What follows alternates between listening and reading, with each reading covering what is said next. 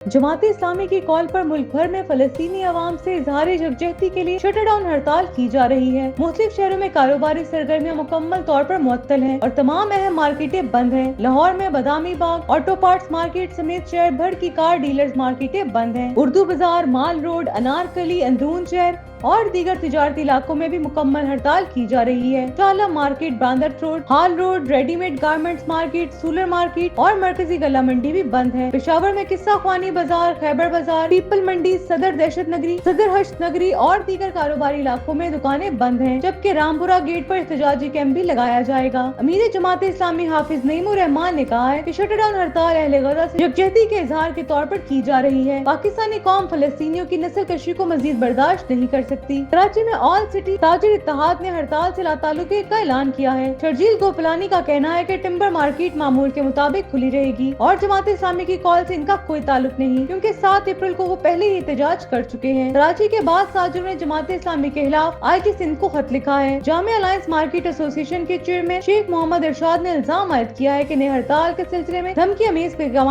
मौसूल हुए हैं और पुलिस से तहफ़्फ़ुज़ फराहम करने की दरख्वास्त की गई है।